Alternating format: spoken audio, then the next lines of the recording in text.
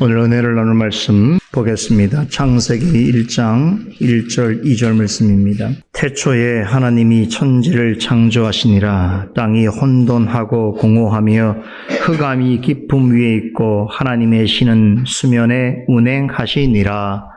아멘.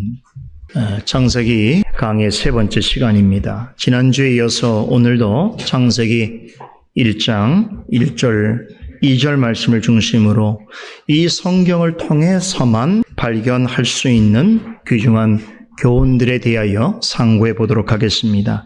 창세기는 모든 존재하는 것의 기원과 근본에 대해서 알려주는 성경입니다. 따라서 창조에 관한 기사로 시작하는 것은 지극히 당연한 일입니다.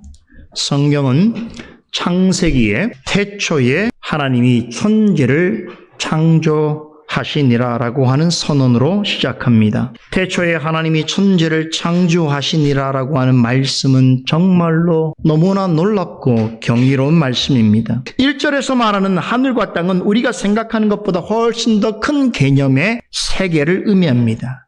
특히 하늘이라고 하는 말은 눈으로 보이는 물질 세계로서의 하늘만이 아니라 보이지 않는 영적 세계로서의 하늘을 포함하고 있습니다. 이것을 알 수 있는 것이 고대 히브리인들이 가지고 있는 하늘에 대한 개념입니다. 이들은 하늘을 세 개의 층으로 이루어졌다고 생각했습니다. 첫 번째 하늘은 우리의 눈으로 볼 수 있는 가시적인 하늘이지요. 새가 날아다니고 구름이 떠다니고 비와 눈이 내리는 공간으로서의 하늘이 있습니다. 둘째 하늘은 인간의 대기권 위에 있는 하늘 위에 있는 하늘로서 해와 달과 별과 같은 천체가 매달려 있는 곳이라고 생각했습니다. 그리고 세 번째 하늘은 두 번째 하늘 위에 있는 하늘로서 하나님과 천사들이 거주하는 곳입니다. 이곳은 사람의 눈으로 볼 수 없는 영적인 세계입니다. 여러분, 고린도후서 12장에 보면 사도 바울이 14년 전에 자신이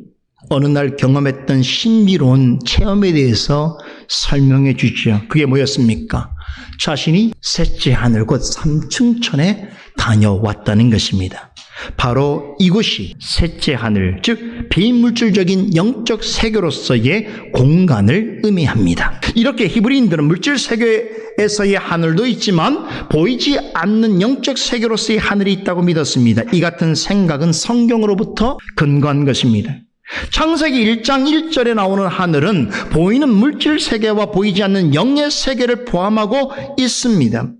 이것은 하나님의 창조 사역을 이해하는 데 있어서 대단히 중요한 부분입니다. 창세기 1장 1절에서 하나님의 창조 사역을 언급할 때에 하늘이 먼저 창조되었다는 것은 하나님께서 물질 세계를 만드시기 전에 눈에 보이지 않는 비물질 세계와 영적 세계를 먼저 만드셨음을 의미하고 있습니다. 이와 관련해서 사도 바울은 골로새서 1장 16절에서 이렇게 설명합니다.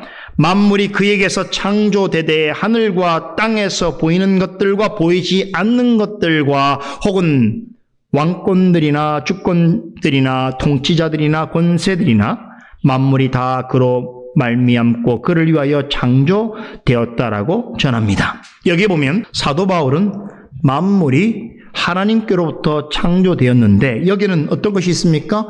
보이지 않는 것들, 그리고 보좌들이나 주관자들이나 정사자들이나 권세자들이라고 할 수 있는 천사들과 영들, 그리고 그들이 거하는 공간이 창조되었다는 것을 설명하고 있습니다. 창세기 1장 1절은 태초에 하나님께서 눈에 보이는 세계뿐 아니라 보이지 않는 비물질적 세계와 영적 세계를 만드셨음을 가르쳐주고 있습니다. 이어서 살펴볼 창세기 1장 1절과 2절 말씀은 또 한 가지 중요한 사실을 가르쳐주고 있습니다. 태초에 하나님께서 만드신 영적 세계로의 하늘이 있다면 눈에 보이는 물질 세계를 표상하는 땅도 있습니다. 땅이 이때 창조되었습니다.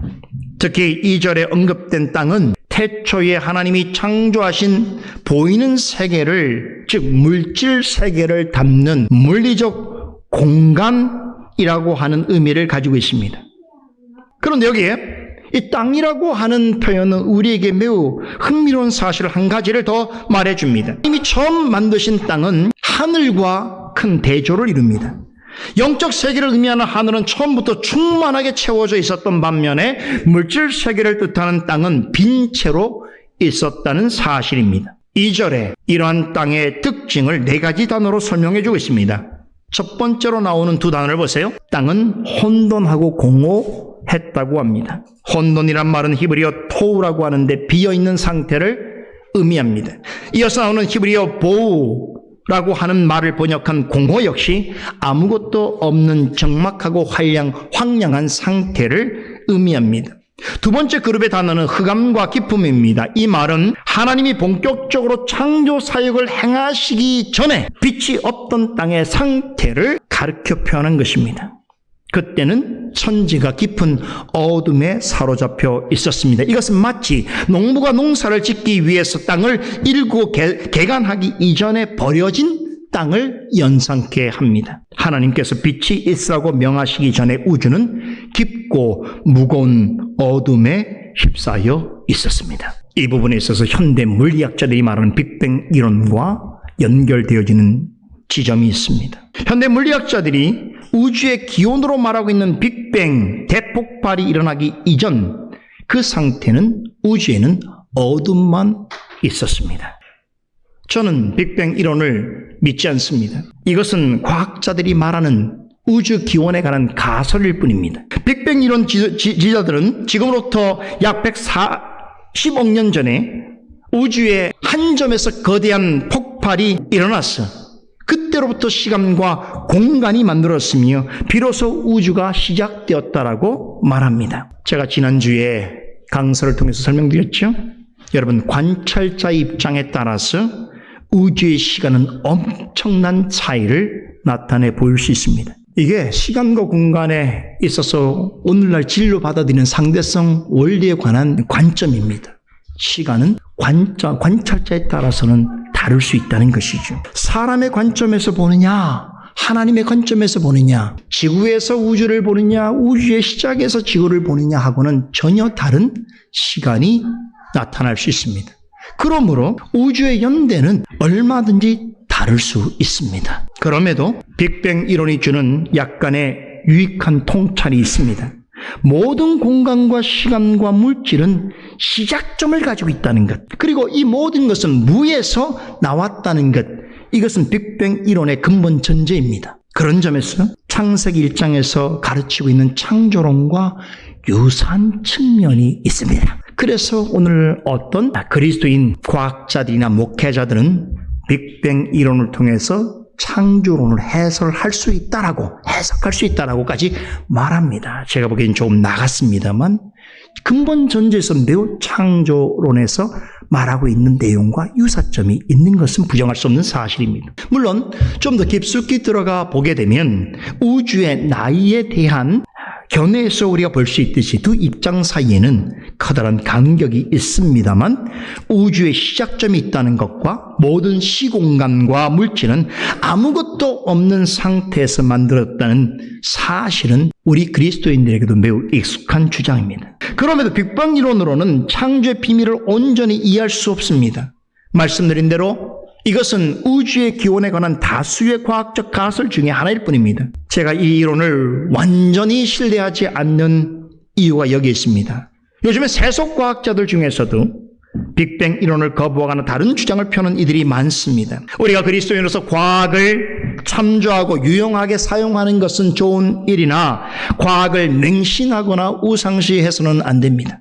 과학에는 언제나 오류가 있을 수가 있고 또 시대와 상황에 따라서 변할 수 있습니다. 과학은 존재하는 사물의 속성을 밝히는 학문이지 영원히 변함없는 진리를 규명하고 영혼을 살리는 복음이 아닙니다. 사실 오늘 여러분과 함께 생각해보고 있는 이 내용도 오늘날 과학계에서는 아주 뜨거운 관심을 보이고 있는 주제입니다. 시간이 무엇인가? 공간이 무엇인가? 시공간은 어떤 특징을 가지고 있는가? 요즘 최고의 물리학자들이 갖고 있는 최고의 관심사입니다. 저도 관심이 많습니다. 이 부분만 여러분 설명드리려고 해도 많은 시간이 필요한데요. 그러나 우리는 이들이 무슨 말을 하고 있는지 알지 못한다 하더라도 이들보다 더 확신 있게 말할 수 있는 것이 있습니다. 시간과 공간은 태초에 하나님께서 만드셨다는 사실입니다. 이것을 창세기 1장 1절과 2절은 분명히 말해주고 있습니다. 특히 2절에 나오는 땅은 하나님이 곧 창조하실 우주 만물을 담는 공간으로서 만드신 것입니다. 이것이 애초에 비어 있었다는 것은 하나님께서 무언가로 그 자리를 채우시길 원하셨다는 것을 의미해 주고 있습니다. 하나님은 무한하신 지혜로 만물을 만드시기 전에 그것을 담아둘 그릇으로서의 시간과 공간을 먼저 창조하셨습니다. 여기에 하나님의 창조의 미학이 있습니다. 선하심과 아름다움과 조화가 있다는 말이에요. 하나님은 어떤 일을 하시는 데 있어서도 여러분 선하심과 아름다움을 배제한 상태로 하지 않습니다. 여기는 완벽한 조화와 균형을 나타내십니다. 그런데 말씀드린 것처럼 비물질적이고 영적인 세계를 나타내는 하늘은 충만하게 창조하셨으나 눈에 보이는 물질 세계를 위한 그릇으로 만드신 땅은 공허하고 혼돈하며 흑암과 깊음 가운데 두셨습니다. 왜 그러셨을까요? 우린 여기에서 한 가지 중요한 신앙적인 교훈을 생각하게 됩니다. 하나님께서 태초에 구체적인 객체들을 만드시기도 전에 그것을 담아두실 공간을 만드셨을 때 이미 이 성경을 바라보고 묵상하는 모든 사람들을 향하여 중대한 신앙적 교훈을 전하여 주시고 계십니다. 눈에 보이는 세계가 전부라고 생각해서는 안 된다는 것입니다.